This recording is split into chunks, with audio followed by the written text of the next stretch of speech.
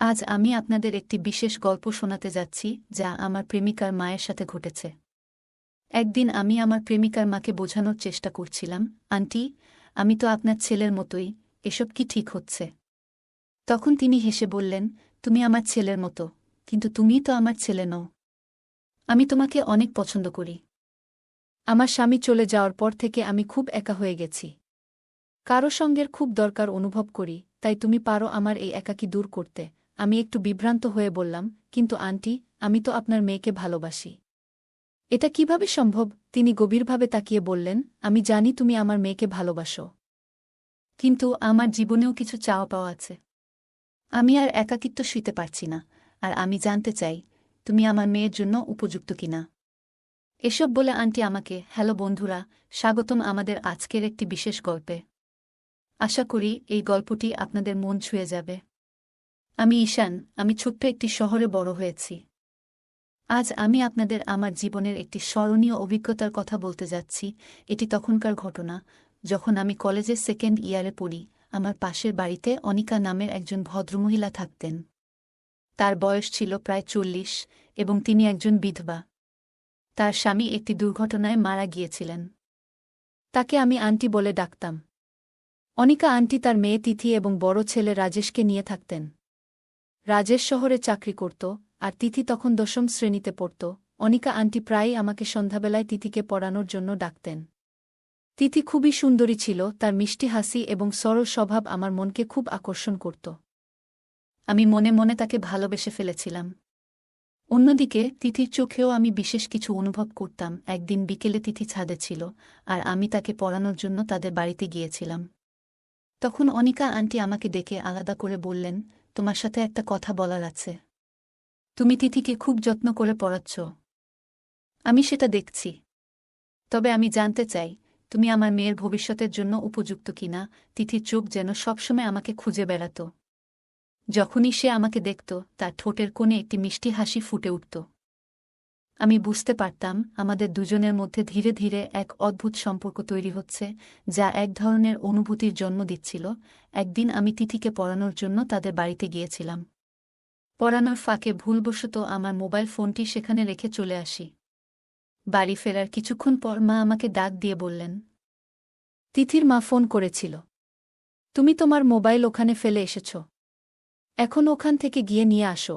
আমি একটু ভয় পেয়ে গেলাম, কারণ মা লাপরোয়াভাবে মোবাইল রেখে আসার জন্য আমাকে ইতিমধ্যেই বকাঝকা করছিলেন। যাই হোক, আমি তিথির বাড়ি গেলাম ফোন আনতে। দরজায় পৌঁছানোর সঙ্গে সঙ্গে তিথির মা অনিকা আন্টি আমাকে দেখে মৃদু হেসে বললেন, ঈশান, তোমার ফোনে অনেক ভালো সিনেমা রয়েছে। আমি অবাক হয়ে গিয়েছিলাম। আমার ফোনে সত্যিই অনেক সিনেমা ছিল, তবে কোনো সিনেমার কথা অনিকা আন্টি বলছেন তা বুঝতে পারছিলাম না। তাই আমি অন্যমনস্ক ভান করে বললাম, ধন্যবাদ অনিকা। কিন্তু আপনি কোনো সিনেমার কথা বলছেন? অনিকা মুচকি হেসে উত্তর দিলেন, যে সিনেমার গল্পগুলো মানুষকে নিজের জীবনের কথা মনে করিয়ে দেয়। আমি তার কথার অর্থ বুঝতে চেষ্টা করছিলাম। তিথি তখন ছাদে দাঁড়িয়ে আমাদের কথোপকথন দেখছিল, এবং তার মিষ্টি হাসি আরও উজ্জ্বল হয়ে উঠছিল। অনিকা আমার ফোনটি আমার হাতে তুলে দিয়ে বললেন, ঈশান, ফোনে পাসওয়ার্ড লাগিয়ে রাখলে ভালো হয়। আমি মৃদু হাসি দিয়ে বললাম, ঠিক আছে অনিকা আন্টি, ধন্যবাদ। এরপর ফোন নিয়ে বাড়ি চলে এলাম। রাতে খাওয়া দাওয়ার পর বিছানায় শুয়ে পড়লেও ঘুম যেন আমার চোখ থেকে দূরে ছিল। আন্টি সেদিন যা বললেন তা আমার মনে ঘুরপাক খাচ্ছিল। তার কথাগুলো যেন কোনো ইঙ্গিতবাহী ছিল, যা আমাকে অস্বস্তি দিচ্ছিল। এরপর থেকে আন্টি আমার প্রতি অদ্ভুতভাবে মনোযোগ দিতে শুরু করলেন। কখনো ছাদে, কখনো গলিতে, আবার কখনো অপ্রত্যাশিতভাবে বাড়িতে ডেকে আমাকে কথা বলতেন। তার আচরণে আমি মাঝে মাঝে বিভ্রান্ত হয়ে পড়তাম। একদিন সন্ধ্যায় আমি তিথিকে পড়াতে তাদের বাড়িতে গিয়েছিলাম। বাড়ি ঢুকতেই আন্টি বললেন, আজ তিথি বাড়িতে নেই, ও তার কাকুর বাড়ি গেছে। সকালে ওর কাকা এসে নিয়ে গেছেন। আমি বললাম, তাহলে তো আজ আর পড়ানো হবে না। আমি তাহলে উঠি। আন্টি বললেন, যেহেতু এসেই পড়েছ, বসো। আমি চা বানিয়ে আনছি, একসঙ্গে একটু গল্প করি। তার কথায় সম্মতি জানিয়ে আমি বসে পড়লাম এবং টিভি চালিয়ে দিলাম। বাড়িতে সেদিন আমরা দুজন ছাড়া আর কেউ ছিল না। কিছুটা অস্বস্তি হলেও আমি সেটা চেপে রাখার চেষ্টা করছিলাম। কিছুক্ষণ পর আন্টি চায়ের কাপ নিয়ে এলেন। চা দেওয়ার সময় তিনি হঠাৎ আমার হাত ধরে বললেন, তোমার হাতটা খুব মোলায়েম। এই কথায় আমি খানিকটা ঘাবড়ে গেলাম। তার চোখে এক অদ্ভুত দৃষ্টিভঙ্গি ছিল, যা আমাকে কিছুটা বিচলিত করল। আমি সেই মুহূর্তে পরিস্থিতি সামলে নিয়ে দ্রুত চা শেষ করে বললাম, ঠিক আছে আন্টি, আমি এখন উঠি। কাল আবার আসব। এরপর দ্রুত তাদের বাড়ি থেকে বেরিয়ে এলাম। আন্টি মৃদু হেসে আমার পাশে এসে বসে বললেন, ঈশান, আজ আমাকে বাজারে যেতে হবে। তুমি কি আমার সঙ্গে যাবে? আমি বললাম, আন্টি, আজ আমার কিছু কাজ আছে, তাই আমাকে এখন বাড়ি ফিরতে হবে। তিনি মৃদু হাসি দিয়ে বললেন, ঠিক আছে, তোমার কাজ সেরে নেও। ফ্রি হলে আমাকে জানিও। আমি চায়ের কাপ টেবিলে রেখে উঠে দাঁড়ালাম। বললাম, ঠিক আছে আন্টি, আমি এখন যাই, পরে দেখা হবে। এরপর দ্রুত বাড়ি ফিরে আসি। বাড়িতে এসে আন্টির সম্পর্কে ভাবতে লাগলাম। মনে হচ্ছিল, আন্টি কেন এমন আচরণ করছেন? তার কি কোনো বিশেষ উদ্দেশ্য আছে, নাকি আমি অযথা বেশি ভেবে ফেলছি? নিজেকে বোঝানোর চেষ্টা করলাম, ঈশান, হয়তো তুই ভুল বুঝেছিস। আন্টি তো কেবল ভদ্রভাবে কথা বলেন। হয়তো আমি নিজেই অকারণে ভুল অর্থ বের করছি, কিন্তু এই চিন্তা মাথা থেকে সরাতে পারছিলাম না। ঠিক তখনই মা আমার ঘরে এসে বললেন, ঈশান, বাজার থেকে কিছু জিনিস আনতে হবে, তাড়াতাড়ি গিয়ে নিয়ে আয়। আমি বললাম, ঠিক আছে মা, আমি এখনই যাচ্ছি। এমন সময় আন্টি মায়ের ফোনে কল করলেন। মাকে বললেন, আমাকে বাজারে কিছু কাজ করতে হবে। ঈশান কি আমাকে একটু নিয়ে যেতে পারবে? মা বললেন, ঈশান তো এখনই বাজারে যাচ্ছে, তুমি চাইলে ওর সঙ্গেই চলে যেও। মায়ের কথা শুনে আমি কিছুটা হতভম্ব হয়ে গেলাম। আমি আন্টির সঙ্গে যেতে চাইছিলাম না, কিন্তু মায়ের কথা ফেলতেও পারলাম না।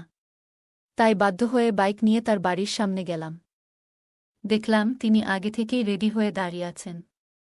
আমাকে দেখে মুচকি হেসে বললেন, চল ঈশান। আমিও ভদ্রতার খাতিরে হাসি দিয়ে বাইক স্টার্ট করলাম। বাইকে ওঠার পর কিছুক্ষণ চলার পর হঠাৎ আন্টি আমার দিকে একটু বেশি ঝুঁকে পড়লেন। আমি বললাম, আন্টি, একটু ঠিকভাবে বসুন। তিনি বললেন, বাইক চালানোর সময় খুব ভয় লাগে, তাই কাছে থাকতে ইচ্ছে করে। আমি কি বলবো বুঝতে পারছিলাম না। নিজেকে যতটা সম্ভব শান্ত রেখে গন্তব্যে পৌঁছানোর চেষ্টা করতে লাগলাম। বাইকে যাওয়ার সময় অনিকা আন্টি আমার পেছনে শক্ত করে ধরেছিলেন। তিনি বললেন, বাইক চলার সময় খুব ভয় লাগে, তাই একটু শক্ত করে ধরে আছি। তার কথা শুনে আমি কিছু না বলে চুপ করে গেলাম। পুরো পথ জুড়ে তিনি এমনভাবেই ধরেছিলেন, যা আমাকে বেশ অস্বস্তিতে ফেলেছিল। তবে কিছু বলার মতো অবস্থায় ছিলাম না। কিছুক্ষণ পর আমরা বাজারে পৌঁছে গেলাম। আমি বললাম, আন্টি, আপনাকে যা যা কেনাকাটা করতে হবে করুন। আমি অন্য দোকানে গিয়ে আমার প্রয়োজনীয় জিনিস কিনে নিই। আপনার কেনাকাটা শেষ হলে আমাকে কল করুন, আমি এসে আপনাকে নিয়ে যাব। তবে আন্টি বললেন, না না, আমি বেশি কিছু কিনব না, তুমি আমার সঙ্গেই থাকো। তার কথায় আমি বাধ্য হয়ে থেকে গেলাম। এরপর তিনি একটি কাপড়ের দোকানে ঢুকলেন এবং বিভিন্ন ধরনের পোশাক দেখতে শুরু করলেন। হঠাৎ তিনি একটি নরম হালকা নাইট ড্রেস নিয়ে নিজে পরীক্ষা করতে শুরু করলেন এবং আমাকে দেখিয়ে বললেন, ঈশান, বলো তো, এটি কেমন লাগছে? আমি একটু অপ্রস্তুত হয়ে বললাম, আন্টি, এসব বিষয়ে আমার তেমন ধারণা নেই, আপনি যা ভালো মনে করেন তাই কিনে নিন। আন্টি হেসে বললেন, কেন? কাল যখন তোমার বিয়ে হবে, তখন কি তোমার স্ত্রীকে এই ধরনের কিছু কিনে দেবে না? তার কথা শুনে আমি চুপ করে গেলাম। এরপর তিনি একটি লাল রঙের নাইট ড্রেস পছন্দ করলেন এবং সেটি কিনে নিলেন। আমি অপ্রস্তুতভাবে বললাম, আন্টি, আপনার তো স্বামী নেই, এই ধরনের পোশাক পরে আপনি কাকে দেখাবেন? আন্টি মুচকি হেসে বললেন, স্বামী নেই বলেই কি আমার কোনো অনুভূতি থাকতে পারে না? তার এই কথায় আমি আর কোনো উত্তর দিতে পারলাম না। মনের মধ্যে এক অদ্ভুত অস্বস্তি নিয়ে আমি নিজের দিকে তাকিয়ে রইলাম। সন্ধ্যা ঘনিয়ে এসেছিল। আমি বাজার থেকে আমার বাড়ির প্রয়োজনীয় জিনিসপত্র কিনে বাড়ি ফিরলাম। মা তখন রাতের খাবার প্রস্তুত করছিলেন। খাবার খেয়ে নিজের বিছানায় শুয়ে পড়লাম। হঠাৎ আমার ফোন বেজে উঠল। ফোনের ওপারে ছিলেন আমার আন্টি। তিনি বললেন, তুমি কি আমার বাড়ি একটু আসতে পারবে? আমি ক্লান্তির অজুহাত দিয়ে বললাম, আন্টি, আমি তো সবে খাওয়া শেষ করেছি, খুব ক্লান্ত লাগছে, আজ আর সম্ভব নয়। যদি বিশেষ কোনো দরকার না থাকে, তাহলে কাল দেখা করব। তিনি মৃদু হেসে বললেন, ঠিক আছে, তুমি বিশ্রাম নাও, কাল এসে দেখা করো। আমি শুয়ে শুয়ে আন্টির মেয়ে তিথির কথা ভাবতে লাগলাম। ওকে আমার খুব ভালো লাগে। মনে হয় ওর প্রতি আমার বিশেষ অনুভূতি তৈরি হয়েছে। ওর অনুপস্থিতিতে সময় যেন থমকে থাকে। নিজেই ভাবতে লাগলাম, তিথি যদি ওর চাচার বাড়ি থেকে ফিরে আসে, তাহলে আমি আমার মনের কথা ওকে জানাব। ও কি উত্তর দেবে সেটা ভেবে আমি দোটানায় পড়ে গেলাম। এসব ভাবতে ভাবতে কখন যে ঘুমিয়ে পড়লাম বুঝতেই পারিনি। সকালে ঘুম ভাঙতেই দেখি আন্টির একটা শুভ সকাল জানানো মেসেজ মোবাইলে এসেছে। মেসেজ পড়ে আমার মনের ভিতর অস্বস্তি শুরু হলো। আমি দ্রুত মোবাইলটা বন্ধ করে দিলাম যাতে আর কোনো ঝামেলায় না পড়ি। আমি এখন আন্টির ডাকে একটু এড়িয়ে চলতে শুরু করেছি। সকালে ঘুম থেকে উঠে সোজা বাথরুমে গিয়ে ফ্রেশ হলাম। গোসলের পর মনে হলো বন্ধুদের সঙ্গে সময় কাটানোর জন্য একটু বাইরে যাওয়া যাক। তাই তাড়াতাড়ি তৈরি হয়ে মোবাইল চালু করলাম বন্ধুকে ফোন দেওয়ার জন্য। কিন্তু ফোন অন করতেই দেখি আন্টির 15-20টা মিসড কল। পরিস্থিতি বুঝে দ্রুত বন্ধুকে কল করলাম, তারপর ফোন আবার বন্ধ করে পকেটে রেখে দিলাম। আমি বন্ধুর সঙ্গে সিনেমা হলে গিয়ে একটা সিনেমা দেখলাম। রাত বাড়লে বাড়ি ফিরে এলাম, আর মা রেগে আমাকে বলল, ফোন বন্ধ করে রাখার কি দরকার ছিল? আমি তো তোকে কতবার কল করেছি। আমি বললাম, মা, মনে হয় ব্যাটারি ডাউন হয়ে গিয়েছিল। কিছু দরকার ছিল কি? মা বললেন, আমার তো কিছু দরকার ছিল না, কিন্তু তোর আন্টি মানে তিথির মা বারবার আমাকে ফোন করে তোকে খুঁজছিল, তাই আমি তোকে বারবার কল করছিলাম। আমি মাকে একটা অজুহাত দিলাম, মা, আমি তো আজ খুব ক্লান্ত, ঘুম দরকার, এখনই যেতে পারবো না। মা আমাকে বোঝানোর চেষ্টা করল, একবার তার বাড়ি গিয়ে দেখে আয়, হয়তো জরুরি কিছু দরকার। আমি মাকে বললাম, কাল সকালে যাব, আজ একটু বিশ্রাম দরকার। মা দীর্ঘশ্বাস ফেলে বলল, যেমন ইচ্ছা, কিন্তু মানুষের সাহায্য করতে দেরি করিস না, বাবা। আমি মায়ের কথা শুনে ভাবতে লাগলাম, হয়তো মায়ের কথাটা ঠিক। কিন্তু আজকের জন্য এড়িয়ে গিয়ে ঘুমানোর সিদ্ধান্ত নিলাম। আন্টির স্বামী নেই, ছেলে অনেক দূরে থাকে, আর মেয়েটি চাচার বাড়িতে গেছে। তিনি একেবারে একা। মা আমাকে বারবার বোঝালেন, একবার গিয়ে দেখে আয়, হয়তো কোনো দরকারে ডেকেছে। মায়ের কথা রাখতে আমি বাধ্য হলাম এবং আন্টির বাড়ির দিকে রওনা হলাম। আমি দরজায় বেল দিলাম, আর আন্টি দ্রুত এসে দরজা খুললেন। ওনাকে দেখে আমি অবাক হয়ে গেলাম। তিনি সেই পোশাকটি পরেছিলেন যেটি আমরা গতকাল শপিং মলে গিয়ে কিনেছিলাম। তিনি হেসে বললেন, এসো ঈশান, তোমার জন্য অপেক্ষা করছিলাম। আর বলো তো, তোমার ফোন বন্ধ ছিল কেন? আমি বললাম, আন্টি, ফোনের ব্যাটারি ডাউন হয়ে গিয়েছিল। তিনি আমাকে বসতে বললেন। আমি সোফায় বসে জিজ্ঞাসা করলাম, আন্টি, কোনো প্রয়োজন ছিল কি? তিনি হেসে বললেন, না, তেমন কিছু নয়, একটু একা একা লাগছিল, তাই তোমাকে ডেকেছি। আমি বললাম, আচ্ছা, একা লাগছিল তো মাকে ডাকতে পারতেন। আমার কি দরকার? তিনি মুচকি হেসে বললেন, তুমি কি আমার সঙ্গে 1 কাপ চা খেতে পারবে না? আমি মাথা নাড়লাম। তিনি চা বানাতে গেলেন। কিছুক্ষণ পর তিনি 2 কাপ চা নিয়ে এলেন। চা খেতে খেতে আমি কিছুটা অস্বস্তি অনুভব করতে লাগলাম। চা শেষ করার পর আমার শরীরে অদ্ভুত একটা ক্লান্তি নেমে এলো, আর আমি অজান্তেই ঘুমিয়ে পড়লাম। কিছুক্ষণ পরে ঘুম ভাঙতে দেখি আন্টি বাথরুম থেকে বের হচ্ছেন। আমি অদ্ভুত এক অনুভূতিতে ঘিরেছিলাম। শরীর জুড়ে একটা অস্বস্তি ছিল। আমি বললাম, আন্টি, আমি কতক্ষণ ঘুমিয়েছিলাম? তিনি বললেন, 3-4 ঘন্টা তো হয়ে গেল।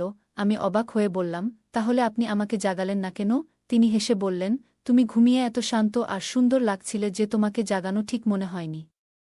এই কথা বলে তিনি আমার পাশে বসে আমার হাত ধরলেন এবং বললেন, ঈশান, আমি তোমাকে খুব পছন্দ করি। আমি সঙ্গে সঙ্গে তার হাত ছাড়িয়ে উঠে দাঁড়ালাম। গম্ভীর স্বরে বললাম, আন্টি, আপনি কি বলছেন? আপনি তো মায়ের মতো। এমন ভাবনা কিভাবে আপনার মাথায় এলো?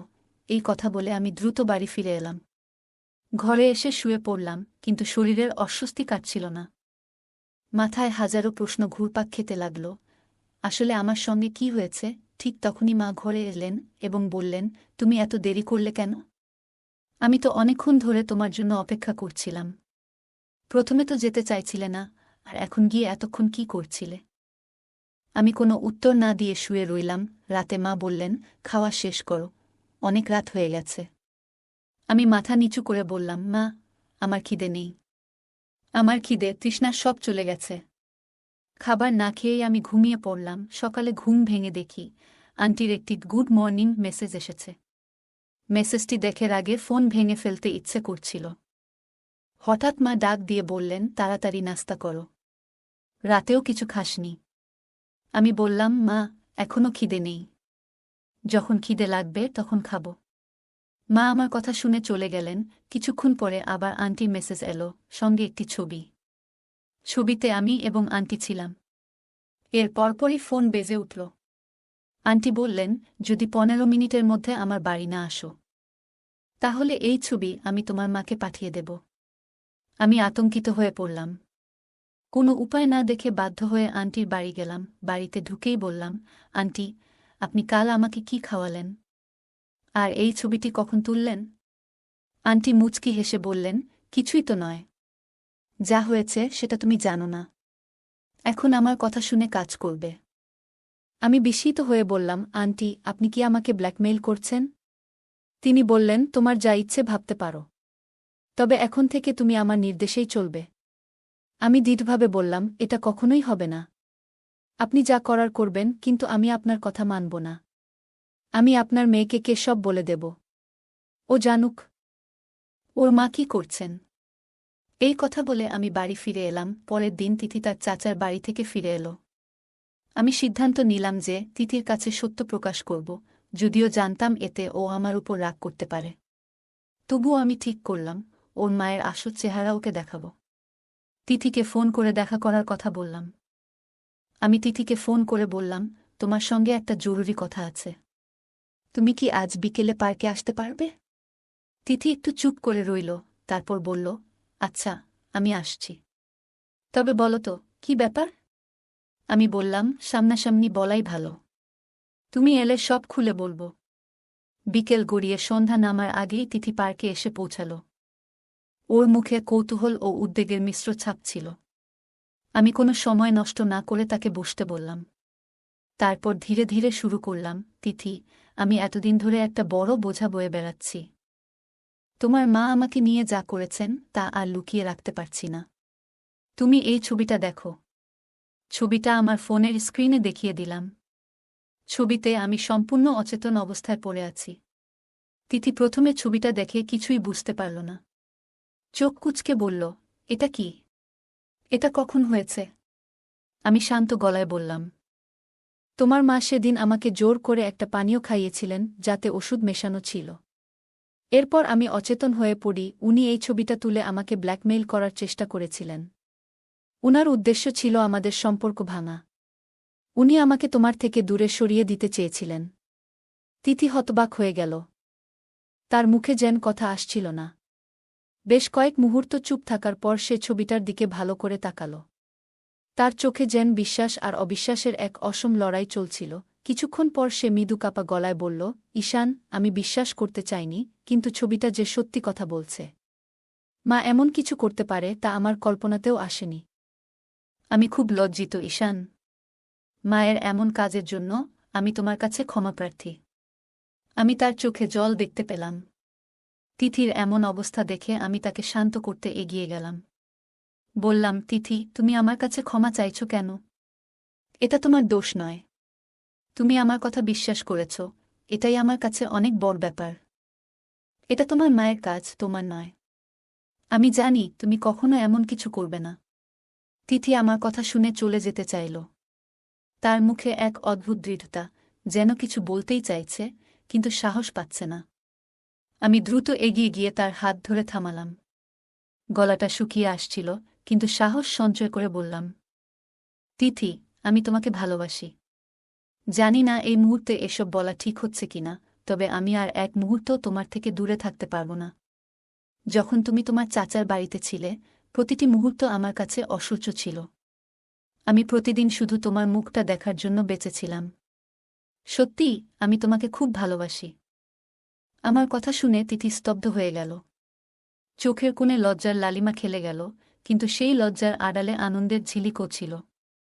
কিছুক্ষণ চুপ থেকে সে নরম গলায় বলল, ঈশান, আমিও তোমাকে ভালোবাসি।